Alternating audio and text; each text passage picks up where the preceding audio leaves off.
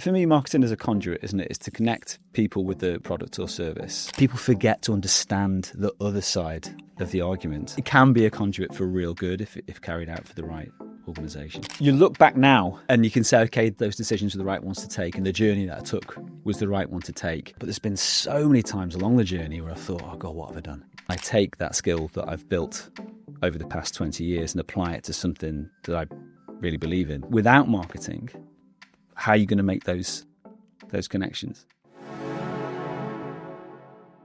What if understanding people unlocks truly impactful decisions? Our guest, Dan Walsh, is a marketing leader who studied anthropology. He shaped global brands and driven social change. We'll explore how deep human understanding combats cognitive bias, cuts through decision fatigue, and enables breakthrough strategies for impactful decisions. Dan, welcome to Decisions That Count. Good to meet you both. Really good to see you. Yeah, we're in London. We are. Yeah, just for anyone looking and thinking, why is the set different? Why is your accent stronger? Yeah. Oh, yeah. It's been the question of the week. I'm home. That's it. So, look, we really wanted to talk about your interest in anthropology and how that has given you a unique perspective, specifically in kind of marketing and the work that you do, and maybe how that's changed your decision-making approach. Yeah. Ultimately, anthropology is the study of people, right? There's two sub-disciplines. There's social anthropology, which is looking at people who are alive today, how they interact with each other, how they form, relationships between their kin, how they behave in various social situations and in cross-cultural situations. And then there's biological anthropology, which is looking at the history of how we came to be. And that's largely done through the studying of fossilized remains or stone tools or archaeology. And then ultimately, really, if you boil down marketing to its pure essence, it's also about looking at how humans behave. It's looking at how you can exert your influence over person A to get them to do thing B or C. And so it's almost, for me, it seems like a fundamental to really understand how humans are thinking and how they're behaving in order to kind of change that behavior. And I think the perspective that it's given me is, I think there's often the problem that marketeers approach things with understanding what they want to say about their product. So they've really bought into the product or service that they kind of work for. So it's always like, right, what do I want to tell you about my product or service? When in actual fact, the way to win someone over is to try and understand what they need to hear. And they're not always the same things. People are busy. People are within their own contexts. So really, what's the type of message that's going to really resonate with that individual in the current context that they are? So we talked before about kind of how advertising planners are actually really ethnographers. They're anthropologists themselves. They're studying behaviours of people that they want to target and understanding what are the triggers that are going to get them to change that perception. I think there's also an awareness that comes with anthropology. If you go back to the histories of the discipline, it was formed in the 19th century, and it was people going to literally to the edges of the then known world to understand people that couldn't be more different from themselves, and looking what are the universals of human behaviour and looking at what changes in cultural contexts. And if you come back to the present day, I think probably one of the flaws in marketing research is they often go for the lowest hanging fruit. Who are the people that usually answer surveys? They tend to be middle class. They tend to be reasonably well educated. So a lot of decisions that marketeers make are based on too small a pool of people. When really, if you're trying to get, if you're a product that needs to have universal appeal, you need to get out there and understand the harder to reach people. So I think it gives me an understanding of, firstly, how humans behave in certain cultural contexts, but then also the need to reach out to those that are more different to you to understand how they might think. So I was an agency planner, strategist for many years, and loved like the work that I did, doing that kind of deep research, but more than anything, the human observation, always people watching, always trying to kind of figure out their motives, their reasons behind doing the things that they do. And then moving to Asia, doing the same job in Asia was just fascinating and it was a lot of talking to people as well in all of these different markets and really kind of understanding like local nuances and motivations and wants and needs. And fundamentally, I think one of my biggest learnings, we are all the same, like deep down, we are all the same, But in order to sell, there's that kind of layer in between, and really kind of trying to find that human insight, that unspoken human truth about that person, cohort, target audience, that group. There's probably a little bit of a watch out there, though, because I think there's a particular Western bias towards individualism and the belief in a universal way of thinking. It comes across in well-meaning things like the Universal Declaration of Human Rights and so forth. If you go back to those studies in the 19th century and right up to the present day, it's actually not the case. Certain societies structure themselves in very different ways, where the collective is more important than the individual. The decisions that are made actually ladder up to what is the greater good for society. And you can see that really evidenced in China, where the collective is more important than the individual. But even in Europe and Scandinavia, that sense of community is more important than the individual. And it's only really in the Anglosphere where you have that, I guess, more individually structured society. So I think there is a nuance there. I think another point that's important to make as well is a lot of marketing research is done in focus groups, which is a very it's a very inhuman environment. It's not often that you'll be sat in a room in a high-pressure environment having questions poked at you. So the answers that you give are probably going to be slightly out of context. Yeah. Whereas, a great example is the whole Brexit debate 10 odd years ago. The Leave campaign famously went out and they went to the pub and they listened to conversations that were going on in the pub with people in their own environment where they're feeling comfortable with their peers. And they're saying what they actually think there, rather than if you put them into a room in a focus group with a high pressure environment where you're probably second guessing what you're saying. What will people judge what I say here? Do I need to kind of sugarcoat it in some kind of way? So is there a right or wrong answer? Right, am I getting the answer right? You're looking for cues Yeah. to say, am I saying what they want me to, what they want to hear? Yeah. So say probably the most effective ethnography that a marketer can do is go out to where your customers really are and understand how they behave in those contexts. I mean, it's fascinating to me too, because we've never collected this much data about human social interactions. No. And I'm thinking like TikTok or Instagram, right? Like they have more data than we can possibly imagine. Of course, they use it for advertising and whatnot. A question to both of you guys, though, is do you think the human in what you just alluded to on online shopping is the same as when you message to them, is it the same as them in a store? Are humans different online? And I ask that just because of those social restraints that we have with our peers. Yeah. Yes or no, but you can, behind a keyboard, you can say or do whatever you want without social repercussions, generally speaking. So from a marketing perspective and thinking of anthropology and humans, is it two different, is there a divergence of humanity online, free of social constraints, versus humanity in the pub? I think 100%. And I think another thing that I'd add to that is that the influence of online is not a one-way thing. So the fact that you're online and the things that you're being served online probably exacerbate the behavior that you're seeing. I'm certainly not going to be the first person to talk about the polarization of society, but it's not. I would argue that it's not the case that there's a you that's you in the pub. There's a you that's you online. There's actually a you that's you online that's being influenced by what you're seeing online. Yeah, right. It's changing the way you behave. It's changing the way you think. It's rewiring your brain. It's probably making you a more extreme person.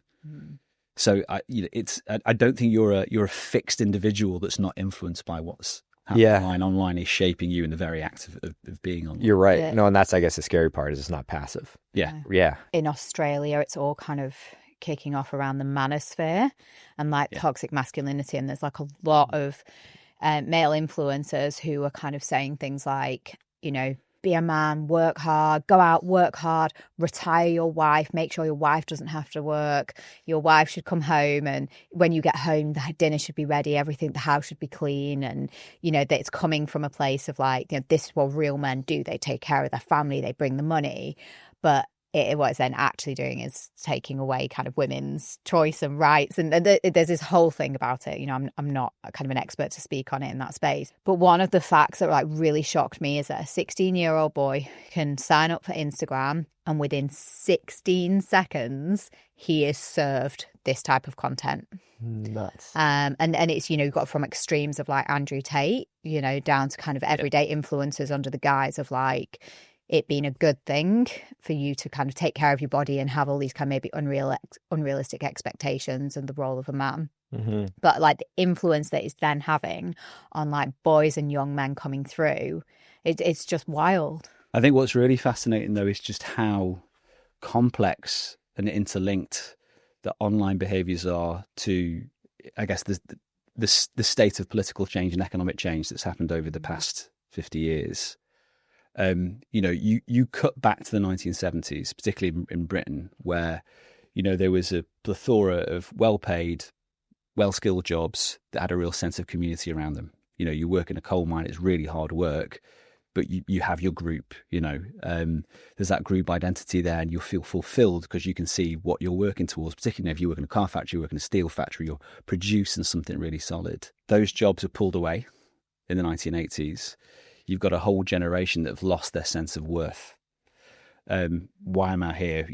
What's my purpose within the planet? Mm-hmm. You then have, and this is just plain that, then you have an arguably liberal narrative that comes into place around equality, equity, which is the right thing to do. However, you're already feeling browbeaten by the fact that I've lost my job, I've lost my sense of community.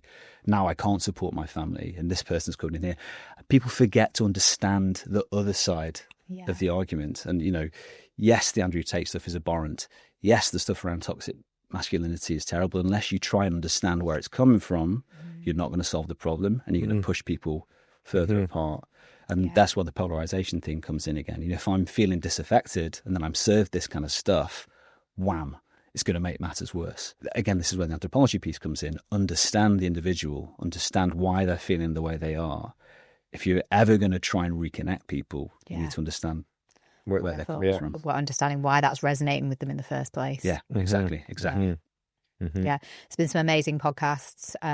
The Kick Girls, Laura Henshaw and Steph Claire Smith wasn't involved, but Laura Henshaw, she did a mini series, Australian CEO, businesswoman, incredible podcast. She did a mini series, but she spoke to a lot of men on the podcast as well, and they talked about exactly that. Really understanding actually how men are feeling and maybe why that's resonating. Well, it's such a critical point, though, just to like understanding where we came from to understand where we are now, right? Yeah, and I mean, we talk about decision fatigue a lot on this podcast, but to understand decision fatigue, you need to know why it's happening, and that's because we're living in a society that the brain wasn't evolved for. Totally, right? 99% of the history of humanity, and we're just talking Homo sapiens here, like our species, was spent in small bands of no more than 30 people, where the only decisions you really have to take are where are we going to migrate to next in order to find food.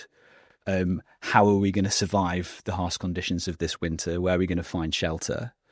And also, all the news that you would receive is relevant to you because you're in this really small group of people.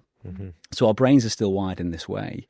Yet now, every single piece of news across the entire planet is fed to us via our various devices. And we still feel the news coming out of, Japan, India, Russia as being close to us. That's how our brains feel. That's how they react. So that's why we build up this huge sense of anxiety because we're being fed all these constant news stories. And you feel, what can I do about this? How can I solve it? Most of the time is you can't. Yeah. But your brain is wired to trying to make that decision of what can I do to Absolutely. Yeah. So we're just living way outside of the means that our brains have been, evolved to cope with. And maybe to add one thing to it too is those small tribes it was dependent. You needed to rely on your neighbors basically or your tribe members to survive. So there was a dependability requirement for people around you, whereas we don't have that anymore. Yeah. Generally speaking, like we don't need to depend on people for our own survival, which dramatically changes the relationship, right? And in those tribes, it was life or death to make sure you get along. So we're a completely different situation. And just from a neurophysiological perspective, like what we're being thrown from news and all these decisions, this is why decision fatigue happens, is because our brain wasn't made to handle this many decisions every day. Not just the number, but how emotionally engaged those decisions are. Because news coming out of a very like Russia or Gaza or something like that, like it's emotional to hear that. And whether you swipe or how you consume it, that's a decision to see it, and it's very heavily weighted, right? So it's this disparity or discrepancy between what we were designed or evolved for to where we are now. Yeah. And that's, by the way, the root, I think, of a lot of neurological conditions that we see, a lot of chronic health conditions. Yeah. All of that is because things have changed so fast. Yeah, we didn't evolve to sit in a chair 8 hours a day looking at talking into a mic. Talk to a mic, looking at a blue light screen. We're literally supposed to be outdoors, being physical, interacting with our environment, and we're just not. Yeah. Layer on that. We're marketers. Me and you, Dan. We're marketers, and our job is still to reach people and sell people. I kind of feel sometimes I'm part of the problem. Manipulating, particularly in social, which is kind of my area of expertise, manipulating what people see, trying to convince them to buy, stealing their attention, I have to say. It depends on the cause, though, right? Because I don't think marketers are all evil, right? Like if it's a problem that they don't know about, if it's a solution that they haven't had, right? Like think if there's a brand new drug that can make you not live in pain anymore. The only way to get them to know about it is marketing, right? So, there is some evil, of course, but I think it's can be good. For me, marketing is a conduit, isn't it? It's to connect people with the product or service. I think I'll use your words here, like the evil nature of it comes involved with what it is that you're trying to, market to this individual.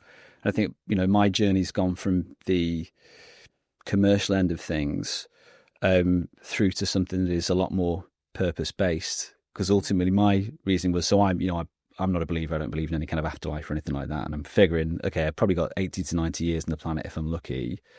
What am I going to use that time for? Okay, I've developed this experience and skill set within the world of marketing. I could jack it all in and try and do something that's uber fulfilling, but I've also got a mortgage to pay. Or can I take that skill that I've built over the past 20 years and apply it to something that I really believe in? And then actually it feels more of a mission than just a job.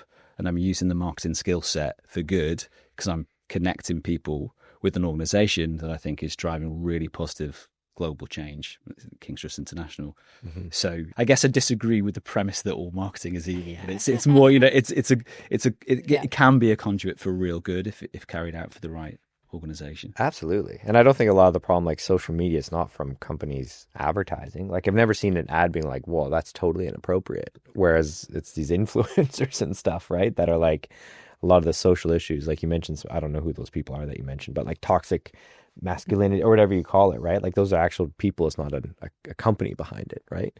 So, maybe I'm just like sitting here thinking, God, I've worked for like some huge international brands. I've sold alcohol. I have to say, I drew the line at working for a big cigarette brand. Like I once came across my desk and I was like, I can't. I've lost family members to smoking. I was like, that's my line. But God, I've sold like alcohol. I've sold face whitening cream in Asian countries. I've, things that have always felt like I don't 100% agree with this, but this is my job. Yeah. I've worked for like, I've worked on projects for FMCG brands that I know are like using huge amounts of palm oil. They're chopping down trees in Indonesia, rainforest in Indonesia, or they're polluting huge drinks brands that are like polluting the world, Yeah. And so you guys sitting here saying, oh, it's not all bad. It's mostly bad. Right. Ultimately, I've sold fizzy drinks to kids and knowing that it's bad to their health, and my job was to come up with advertising campaigns, find that one human insight, that unspoken human truth that is going to capture people's attention. It's going to make them care. That's going to make them buy. And so I've done that research to really understand that consumer in order to sell them something that they don't want or need that is potentially harmful to them. I didn't think of it that deeply. You're right. Surface, I'm like, oh, messaging is nice, but like, wait a minute. Yeah, it's interesting that child slavery for. It feels like when you're younger and you're less idealistic, you're willing to make more compromises in your life because your focus is more on you. Mm-hmm. And the older you get, and the more educated you get, and the more aware you get, you start to see the implications of what you do. Yeah. So to a wider range. And I think that's for me when the kind of the transition came in my career. You know, to your point earlier, I used to work for a well-known drinks brand as well that was, you know, very highly caffeinated and very highly sugared. But the brand values they exuded were all around empowerment. And so the actual work I was doing felt incredibly empowering. It was giving opportunities to young musicians. And I was a former musician myself. And seeing them make strides in their career felt incredibly rewarding. But in the time, you weren't really joining the dots between what the marketing was doing versus what the effect of the marketing was on the sales of this drink. And actually, you know, there felt to be a bit of a difference between what the brand stood for and what the product was marketing was. What do I think, guys? Is marketing evil or not? Honestly, for me, it was always about the career was always around the creativity. Like I loved understanding people and getting that human insight and turning it into just really creative communications. And ultimately, I was really interested in building community. So I had that kind of social element kind of that I was specialized in. But I would say yes, in my opinion. And I've made a career out of it. Like, you know, 90% of the advertising and communications that we're seeing is selling people things that they don't want or need. But let's flip that and let's say, okay, where I work at the moment, we do incredible programmatic activity in sub-Saharan Africa and India and the Caribbean that is really around long-term investment in young people, making them A, more employable, or B, making them employers themselves. And then, you know, that one individual could go on to create 10, 20, 30, 100 jobs and really kind of pushing that community forward. Without marketing, how am I going to get those that have deep pockets to be able to donate and give and invest in the charity? So that, you know, for NGOs, for charities like that to survive, we're entirely dependent on good marketing. Telling a story. And be that, exactly telling a story, and be that, you know, peer-to-peer conversations, be that mass market digital TV campaigns, all of which are absolutely mission critical to be able to fund the work that we do. Arguably, you could say that charity shouldn't need to exist because human society should be structured in different ways. So let's go really kind of top level. And the biggest success a charity could ever had was to eradicate a problem and cease to exist themselves. Right. But I think without marketing, how are you going to make those connections? 100%. And, you know, I still think I'm playing kind of devil's advocate on my own comments here. But you know, if you are providing a real solution to a problem and somebody needs that, and the only way they're going to discover that solution is via marketing, then great. I think probably like where I feel uncomfortable with my maybe career choice is, you know, the times where it's been a bit more aggressive, I suppose is the right word. And I think that's fair. And I think, you know, my personal philosophy is always is to really seek out the nuance and to never really label things good, evil. It feels like a very kind of like 80s Reagan or, you know, cinematic way of looking at the world. And I think that's, in fact, that's probably half the problem that society's facing at the moment. We're really kind of like embedded in this like duality of the world, right? Yeah. But in actual fact, there's a whole bunch more shades of grey that we need to kind of work through. But people don't like complexity, do they? They like the simplicity. It's easier to make the decision if it's simple rather than if it's complex. I'd love to come back to your decision specifically kind of around that career change, you know, and kind of seeking something maybe with a bit more purpose and meaning. I'm from a working class single parent background. My mum, you know, was looking after my grandparents when I was growing up. She had to rely on welfare to kind of like fund a family. I was lucky enough to go to Oxford. No idea how I managed to, but my world massively expanded there. And I became acutely aware that I was starting to interact with people from Eton, Harrow, all these kind of like real top schools. And it was like, hang on a minute, we've got the same grades and we're at the same university, but this summer you're going for an internship at Morgan Stanley and I'm kind of doing data entry down at some little company in Liverpool just to pay the way through. That's kind of not fair, is it? So there's no equity in our situation here. So I became very aware of how people's start point far too often determines their outcome and not talent or drive or so forth. But as many people do, you know, you reach, you finish your university degree, you're young, you want excitement, I wanted to be a musician. I wanted to be a rock star. So I kind of followed that route, right? It was in a moderately successful band that didn't really take off, but I thought music is my thing. I want to get into music. So, spent some years at this energy drink brand. Also spent some years at Radio 1, which I absolutely loved. And it was a fun career. There were loads of great parties. There were a lot of festivals that we'd go to. I met a lot of my musical heroes. Then I made the decision to leave the BBC during a big round of budget cuts. It became clear that I couldn't really do the creative work that I wanted to do. And I was lured by the big salary and bright lights of big tech. And I went across to YouTube, and I landed there. And I just thought, this really isn't for me. At that point, I decided to take some time out. I'd never done a gap year, never taken a sabbatical. I've worked all the way through from school to uni onwards. And I just had some really good time to reflect on who I was as an individual, not Dan from this company or Dan who does this job, but who's me. Mm-hmm. Coincidentally, my partner, she was in a very similar stage in life. So we decided to take some time out. We went traveling for 6 months. We went everywhere from Switzerland to Mexico to New Zealand to Southeast Asia. Did some amazing things. We did Everest Base Camp. We worked at a few kind of wildlife sanctuaries in Costa Rica, one in Sri Lanka, and just kind of started to reconnect with the anthropologist in a way of like seeing different societies, different cultures, seeing how there are even more inequalities globally than there were in the UK. When doing Everest Base Camp, looked at how much climate change was having an effect on the glacier that Edmund Hillary climbed and Sherpa Tenzing climbed. It's not there anymore. So it's like the real impact of all these things that you're watching on the TV or reading came to life. So, throughout this, I'm thinking, okay, next career move when I get back, it has to have purpose and it has to reconnect with one of the passion points I either have around equity of opportunity or climate or sustainability.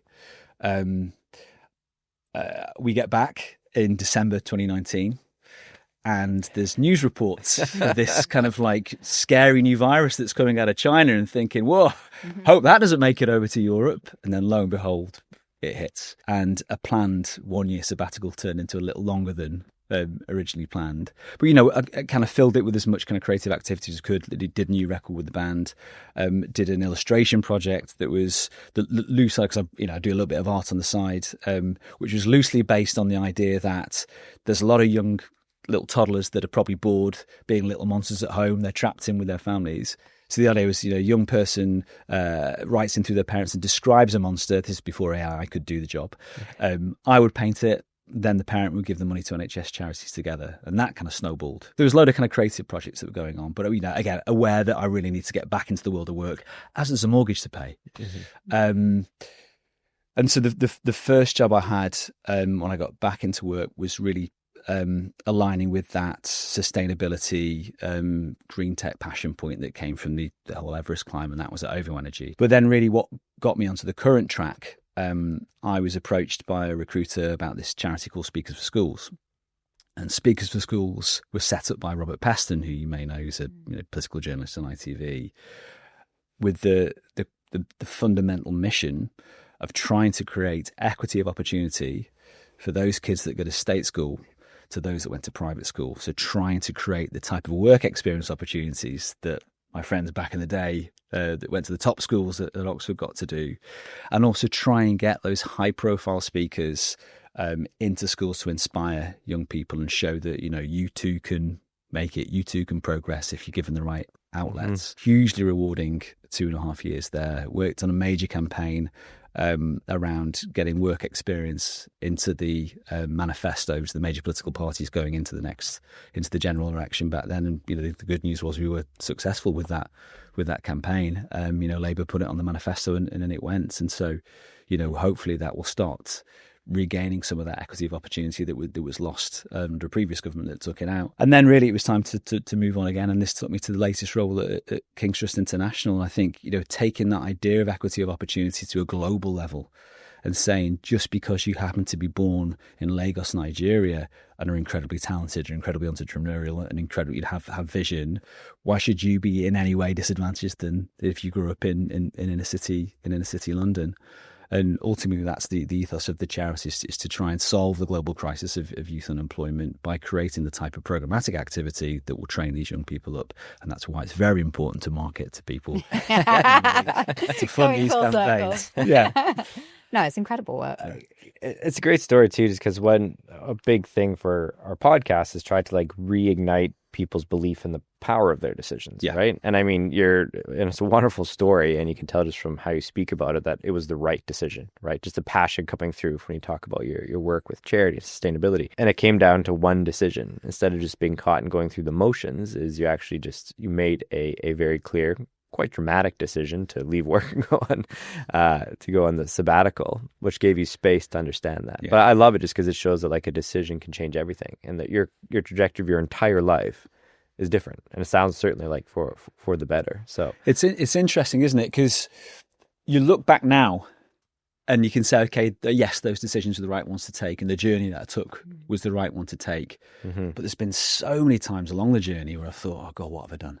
Yeah. You know, particularly when you're working in tech, there's a really generous salary. Yeah. You feel very financially comfortable. And there are still times when I can look back and I think, money's nice. Yeah, exactly. But I think there's also a tendency that people have to look back at prior decisions and, that kind of sliding door moment and think, well, hang on, what if I've done that?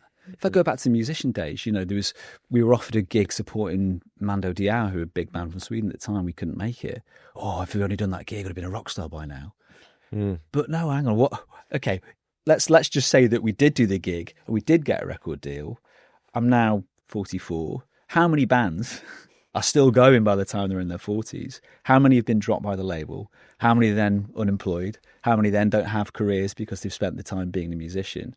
And in actual fact, would my life be better off if I'd got the deal or if I am where I am now? There seems to be a tendency, and this is probably something that a lot of people can empathise with, I think, okay, if I'd done that, life would have been better. When in actual fact, a lot of the time, it could well be worse. Yeah.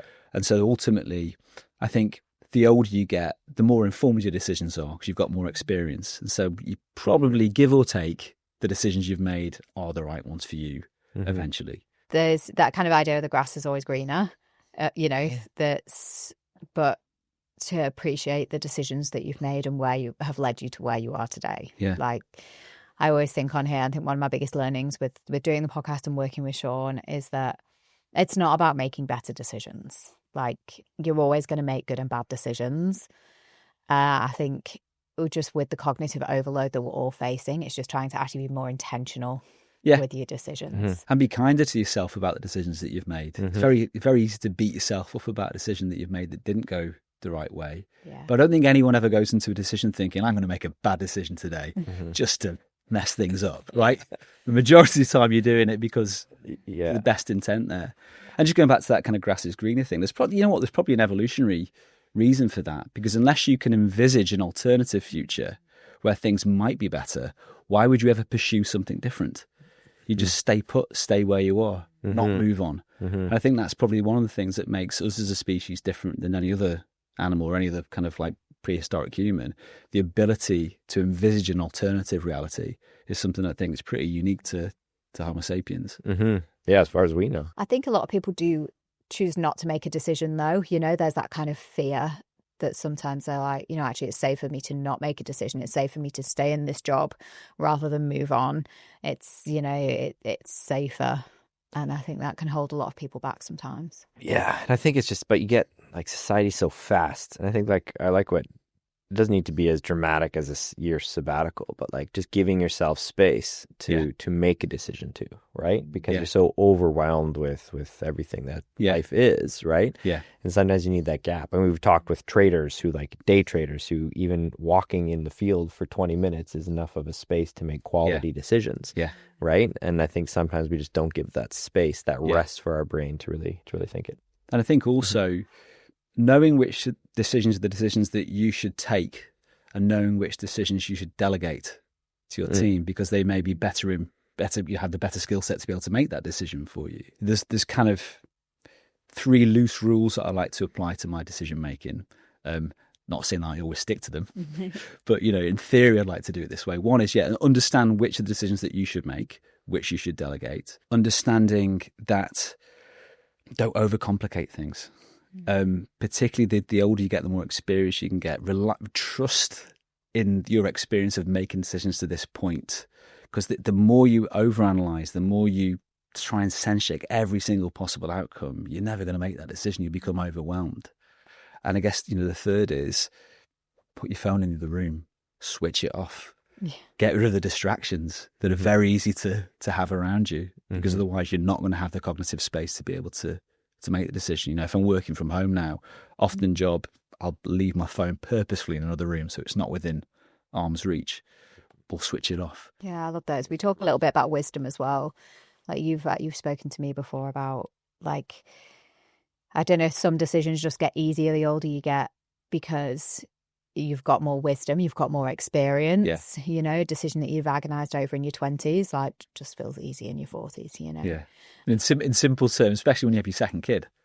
Like the first child you have, every decision you're like, oh my God, is this the right one to make? What outcome it's going to have on their future? Am I ruining the, second kid, you're kind of like, I'll be all right. Yeah, you did all right with the first one. This one. Eat the mud. Good friendly bacteria for your stomach if you eat the mud. Yeah, yeah, it's true. It's true. I want to talk a bit about the science, actually, though, behind that, Shawn. I don't know if it's not quite habit forming, but why some decisions become easier to make the older you get. Yeah, I mean, I don't think there's hard science for it, but I would imagine wisdom gives you perspective, right? And it allows you, I think, to more accurately understand the consequences of your decision, right? So like to a kid, like my first kid, right? Like would I give a potato chip when he was 1 year old? Like absolutely not, right? Because it's a terrifying decision. But then he turned out okay. So the second kid comes and like I know that the consequence of giving him a chip isn't as severe, right? Yes. So I think wisdom just gives you a better perspective about about the consequences of the engagement of a decision. Yeah. And so that's why decision fatigue, people ask me like, well, do old people, the older you get, does it happen faster? And certainly our brain declines as an organ.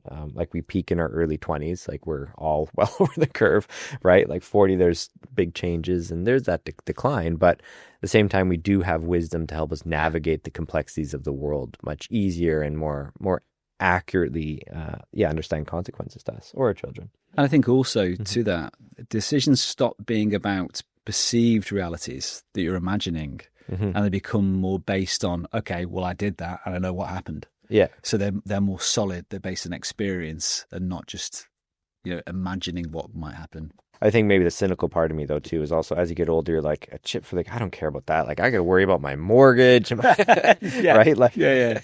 There's a lot of other things to stress about. But I really like the space though to put the phone down. I think that's something that everybody needs to do more of these days. I think generally in humanity at large, I feel like a lot of bad decisions are because we're not taking the space to think about the decisions we're making on, right? Yeah. We just decide. Actually, we don't even decide. We just take an action without proper decision making. It feels like. Yeah. So, with just a bit kind of off the topic, but if with your interest in anthropology, you're often looking back at behavior, looking at current behavior. Any predictions for how things might change? Oh God, going forward. Good Lord. I mean, we're probably going to end up in quite a dark space if we if we go down that path. Unless there are major regulations put in around social media, unless a lot of the owners of those platforms, take responsibility for the content that's on there, I really can't see how things are going to improve. I think, the cognitive overload that we're facing, look, unless an alternative reality comes to the fore where we start just outsourcing all of our decisions to AI and we just become prompt machines. But you are seeing, I guess, the hybridization of the human species alongside this digital sphere that we've started to create. And it needs not be Elon Musk's brain chips, but we're already doing a lot of those kind of things now. I'm very guilty of, I used to be able to compose a brilliant email. I used to be able to compose a brilliant document. Now I'm kind of like, ChatGPT, can you just kind of put this kind of stuff together? Yeah. And I do know people who will ask ChatGPT to make a decision for them. Absolutely. So and you can just talk to it now, right? Yeah. Yeah. Exactly. So I think, any prediction will probably be around, that hybridization of how we make decisions out to digital assistants and so forth. That's the only thing that I can see. I mean, that's not really informed in anything other than the stuff that I'm watching. It's been a long time since I did my anthropology degree, but that's kind of the direction of travel that I'm seeing. Yeah, it'll be interesting because like social media takes the extreme of humanity and like it highlights it, like we talked about, like polarization. I think the other thing though for like predicting the future is how many cycles has humanity gone through when there's a gap in wealth, right? And it grows. And then what happens? Like violent revolution, right? So like we've been here before, and this gap in wealth and disparity, and you've touched on it already. Like the rich keep getting astronomically richer, the 1%, while the poor stay. So I mean, we've done this countless times in human history. Social media is a very different thing, and we're in uncharted territory. I think like we've never been this engaged or had such power in our fingertips that can manipulate us so quickly. I think what we haven't seen before though is people who are very, very rich and very, very powerful position themselves as men or women of the people, and it's believed. The people buy that. I genuinely can't think of another time in history when that's happened. I mean, you'd have, you go back into the 19th century, you'd have the Rockefellers, the Carnegies that did give back, and you can see a lot of the names of a lot of kind of US institutions are named after those people, but they're acknowledged they were being filthy rich. And it was the rich person's giving back, that's nice of them, not the rich person's one of us. Gov. That feels like a new thing, and is worrying, because a lot of the time they're using that power to exert their own influence even more. Well, they know history too, right? Like they've read those books too. So I just coming back to kind of that question, I wonder if there are going to be two species that end up being evolving out of where we are now. We're seeing some trends with the younger generation not joining social media, not owning a phone, not seeking out real world experiences, and actually just completely turning the back on it for to live a real life and not a digital life. And I wonder if we end up with almost two tribes of people, one that continues on this trajectory that completely embraces technology, and one that turns it back. The question will be, for those that haven't embraced it, I'd say that's what the money in the future is going to be around those that have the digital skills. So what does that mean for this other set of people?